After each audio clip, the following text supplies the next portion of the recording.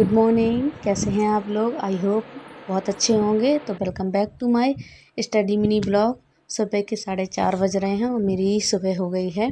यहाँ मैंने नहा लिया है, चाय बना ली है। तो अब सुबह के 5:30 बज गए हैं और मैं 5:30 से मैक्सिमम 7:30 या 8 बजे तक पढ़ाई करती हूँ, जैसा भी टाइम निकल पाता है। तो 2-2.5 घंटे की पढ़ाई करती हूँ।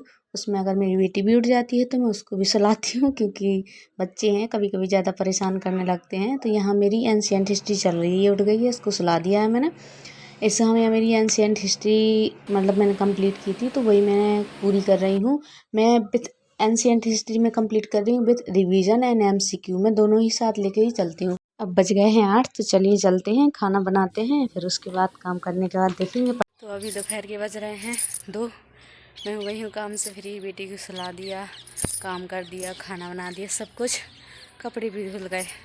अब बैठते हैं पढ़ाई करने के लिए। तो 2 बजे से 5:30 बजे तक मैं पढ़ाई करूँगी। ठीक है, तो चलते हैं पढ़ाई करने। तो यहाँ मैं काम से फ्री हो गई हूँ। अब काम से फ्री होने के बाद मैं अब पढ़ाई करने बैठ जाती हूँ। थोड़ा सा 5-10 मिनट का रेस्ट करने के बाद मैं पढ़ाई करने बैठ जाती हूँ, क्योंकि मेरी बेटी सो रही है। अगर वो जग जाती है तो मैं बिल्कुल भी पढ़ाई नहीं कर पाती हूँ।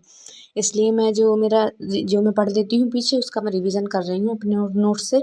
मैं कोशिश करती हूँ कि मैं रिवीजन मल्टीपल टाइम कर पाऊँ, क्योंकि क्या है, चीज़ें भूल जाती हैं। आप कोई भी सब्जेक्ट पढ़ो आपको भूलेगा ही, इसलिए अगर आपको याद रखना है तो उसको आप मल्टीपल टाइम रिवीजन कीजिए। तो मेरी एंशियंट हिस्ट्री फिनिश होने वाली है। अगर आप भी कर रहे हैं तैयारी तो आप कहाँ तक हैं, अगर मेरे कमेंट में ज़रूर बताइएगा।